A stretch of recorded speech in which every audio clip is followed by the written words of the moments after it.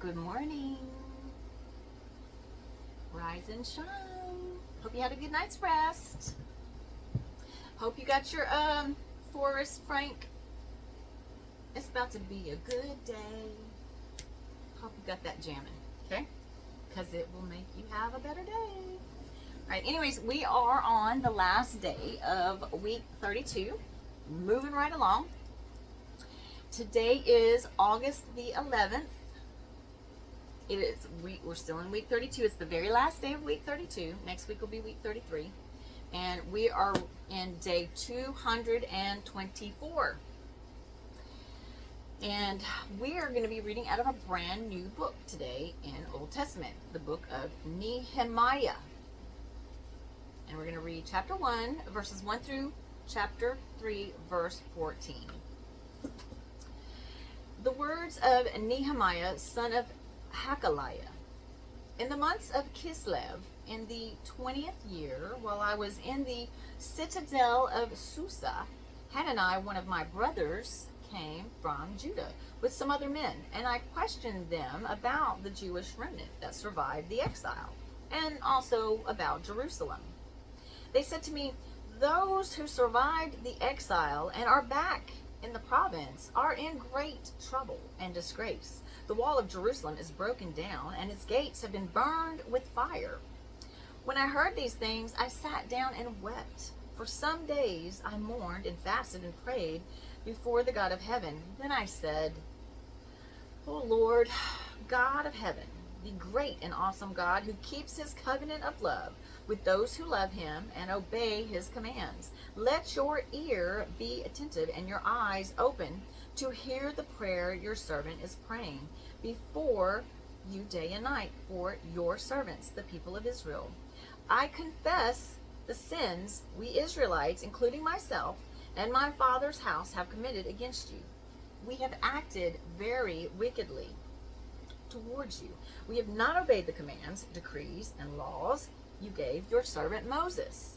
Remember the instruction you gave your servant Moses, saying, 'If you are unfaithful, I will scatter you among the nations. But if you return to me and obey my commands, then even if your exiled people are at the farthest horizon, I will gather them from there and bring them to the place I have chosen as a dwelling for my name. They are your servants and your people, whom you redeemed by your great strength and your mighty hand. O Lord, let your ear be attentive to the prayer of this your servant, and to the prayer of your servants who delight in revering your name. Give your servant success today by granting him favor in the presence of this man. I was a cupbearer to the king. In the month of Nisan, in the 20th year of King Artaxerxes, when wine was brought to him, I took the wine and gave it to the king.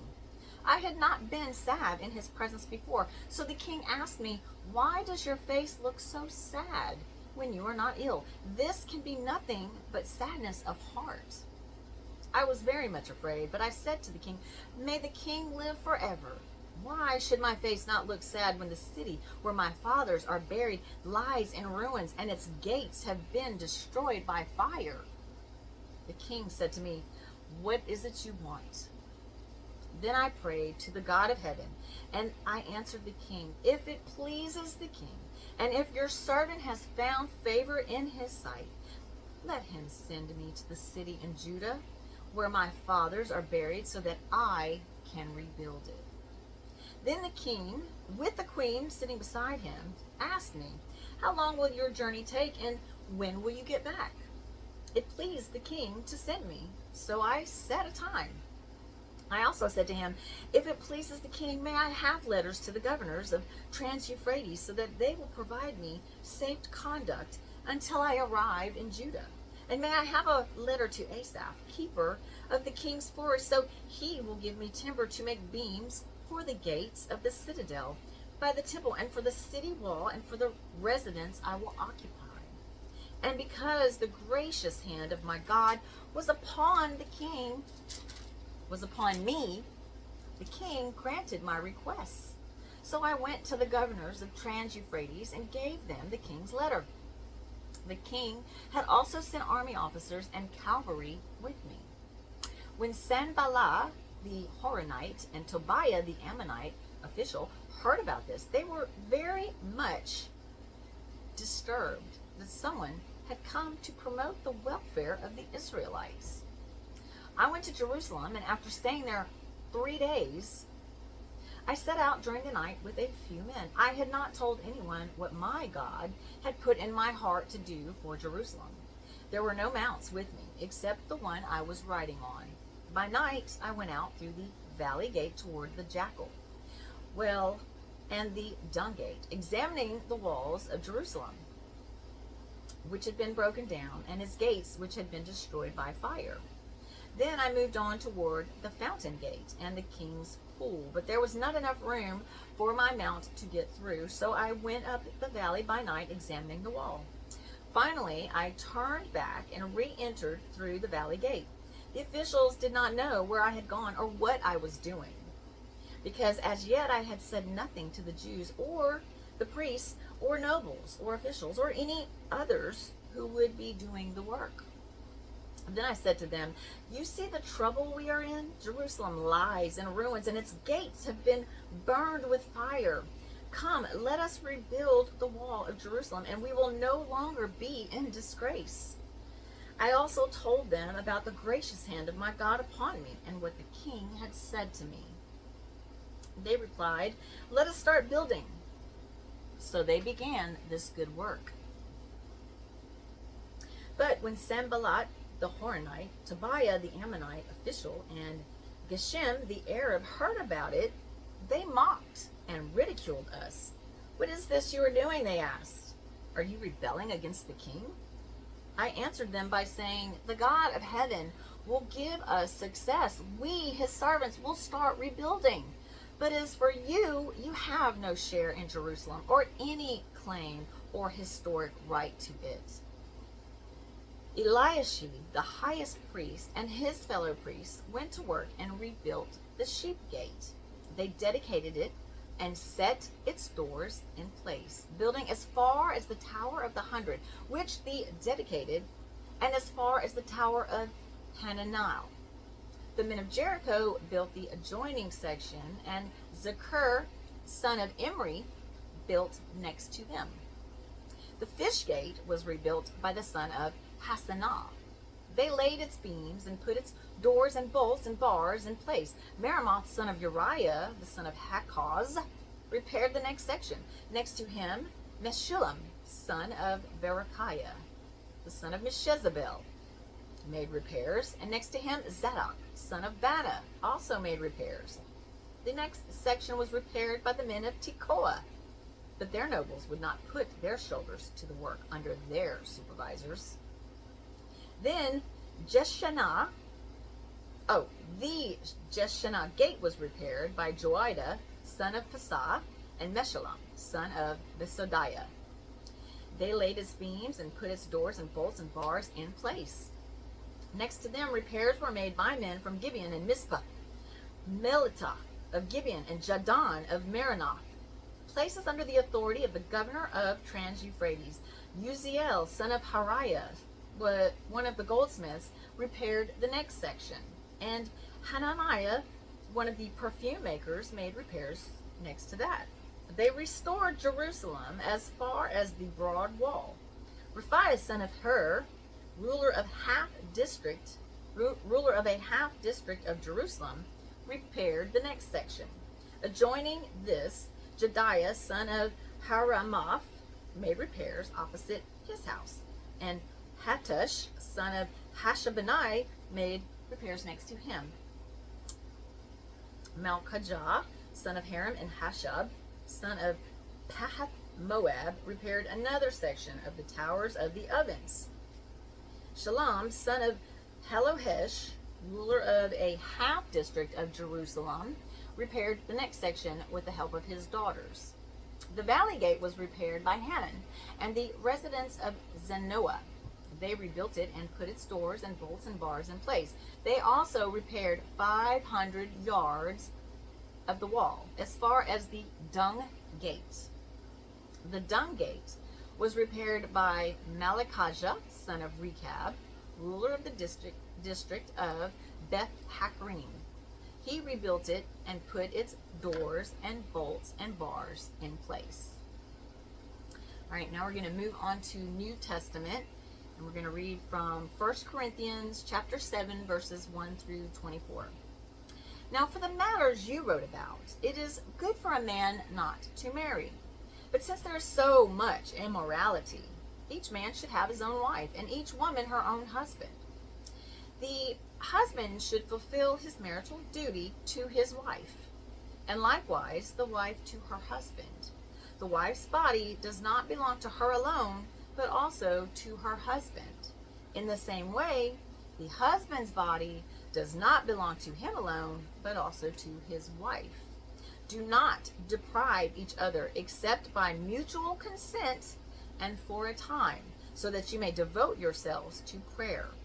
Then come together again, so that Satan will not tempt you because of your lack of self-control. I say this as a concession, not as a command. I wish that all men were as I am, but each man has his own gift from God. One has this gift, another has that. Now to the unmarried and the widows I say, it is good for them to stay unmarried as I am. But if they cannot control themselves, they should marry, for it is better to marry than to burn with passion. To the married I give this command, not I, but the Lord. A wife must not separate from her husband, but if she does, she must remain unmarried, or else be reconciled to her husband. And a husband must not divorce his wife. To the rest I say this, I, not the Lord, if any brother has a wife who is not a believer, and she is willing to live with him, he must not divorce her. And if a woman has a husband who is not a believer, and he is willing to live with her, she must not divorce him.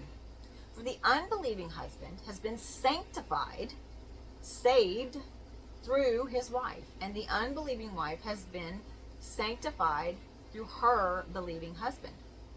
Otherwise, your children would be unclean, but as it is, they are holy. But if the unbeliever leaves, let him do so. A believing man or woman is not bound in such circumstances. God has called us to live in peace. How do you know, wife, whether you will save your husband? Or how do you know, husband, whether you will save your wife? Nevertheless, each one should retain the place in life that the Lord assigned to him and to which God has called him. This is the rule I lay down in all the churches. Was a man already circumcised when he was called? He should not become uncircumcised. Was a man uncircumcised when he was called? He should not become uncircumcised. Circumcision is nothing, and uncircumcision is nothing. Keeping God's commands is what counts. Each one should remain in the situation which he was in when God called him. Were you a slave when you were called? Don't let it trouble you, although if you can regain. Were you a slave when you were called? Don't let it trouble you, although if you can gain your freedom, do so. For he who was a slave when he was called by the Lord is the Lord's freedman. Similarly, he who was a free man when he was called is Christ's slave. You were bought at a price. Do not become slaves of men. Brothers, each man, as responsible to God, should remain in the situation God called him to. Now, I'll be honest with you, I can't give you a summary on this because I will have to do a deep dive, and that's all I can say. And if you're interested, I encourage you to do your own deep dive. All right, so now we're going to read out of the book of Psalm, chapter 31, verses 19 through 24. How great is the Lord's goodness, which you have stored up for those who fear you, which you bestow in the sight of men on those who take refuge in you. In the shelter of your presence you hide them from the intrigues of men. In your dwelling You keep them safe from accusing tongues. Praise be to the Lord, for he showed his wonderful love to me when I was in a besieged city. In my alarm, I said, I am cut off from your sight. Yet you heard my cry for mercy when I called to you for help. Love the Lord, all his saints. The Lord preserves the faithful, but the proud he pays back in full. Be strong and take heart, all you who hope in the Lord. Last but not least, we have Proverbs chapter 21, verse 4. Haughty eyes and a proud heart, the lamp of the wicked are sin. That just basically means the pride comes before the fall. Don't think you're better than anybody. And always remember you are a child of God. So that ends week 32 and today. And I just want to thank you again for spending your time with me. I love you. I appreciate you. And I hope you have a great rest of your day. Bye now.